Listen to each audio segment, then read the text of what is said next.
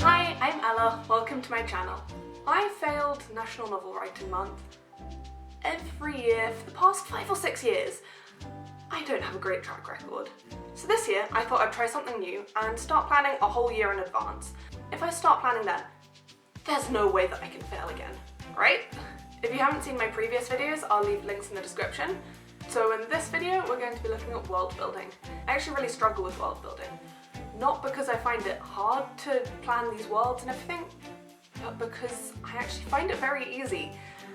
And then when it comes to actually coming up with a plot, there's just so many things that I want to write about. I want to write about everything in this world, and it becomes so difficult just to narrow it down to one. Now there's probably a million different ways to go about world building. Google it and it comes up with lists and lists and lists. So I'm just going to give you a few key pointers that I tend to focus on most.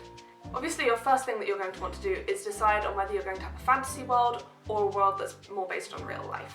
While having a world that is real life or very similar to real life can seem a lot easier from the outside, you still need to go into just as much depth with it as you would with a completely fantasy world. For example, if you're not sure about something in a fantasy world, you can just make it up. Whereas in a real world, you're probably going to have to do a lot more research to make sure that what you're saying is accurate. This decision may have already been made for you by your plots and by what you want to happen in your story.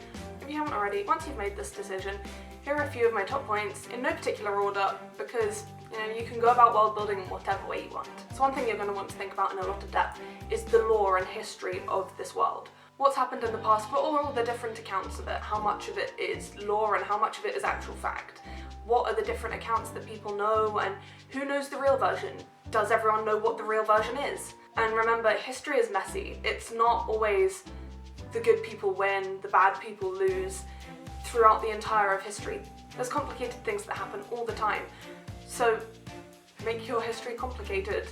Obviously you want to keep track of it, but if it's too simple, it's going to be boring.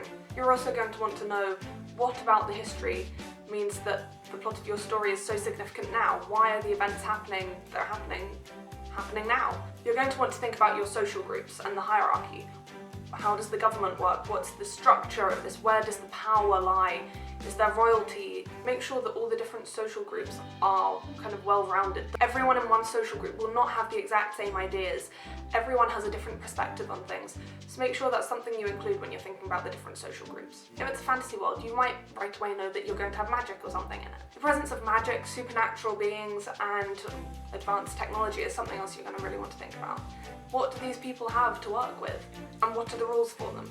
Types of magic and different supernatural beings and technology, it all has to have rules that it abides by, otherwise it just gets really messy. You're going to want to spend quite a lot of time thinking about the ways of life. How do the people in this world live? What's the infrastructure like? What's their houses like? What's the education system like? What do they eat and drink? What kind of jobs are there? What do they do for entertainment on their day off? What do they dress like? How is their hair done? All these tiny intricate details that you might not think about on the surface of the world, but when it comes to actually writing about it, you're going to need to know in so much detail. Language is another one. If you have different social groups, maybe some of them speak different languages. It's going to be an existing language, or are you going to make one up? If you're making a language up, that's going to be a whole lot more work for you. Unless you're just using the odd word, you're going to need to come up with a whole grammar structure and everything for it, which can take a very long time. We have tried making up languages for fun. It was fun for a while. Symbolism is probably something you're going to see throughout. For example, different cultures have different meanings tied to different colours. You're going to want to look into things like this and see how small things like colour are going to affect what your people wear, the different colours of everything they own. Then customs is another one. How do these people act? How are they brought up? How do they know what's right and wrong? Is their perspective of right and wrong different to ours? Is the law different as well? And for my final point, probably the most obvious one, geography. You're going to want to know exactly what your land looks like. Remember that big civilizations are probably going to be built around water because it's a necessity for life. Some cities may have been built as more defensive ones at the borders of the land, so you're going to want to think about what the perfect location for that city would be. How's the geography and climate going to affect what people's houses look like, what they look like, how they dress, A useful tip that I have is I like to look on Google Maps and just look around on Street View or Satellite View. That way I can get a real idea of what places look like that I've never been to, and it means I don't need to go there myself. So there are some of my main points that I take into consideration whenever I'm doing world building. As always, I'll leave links in the description below with any sites I find useful for this topic.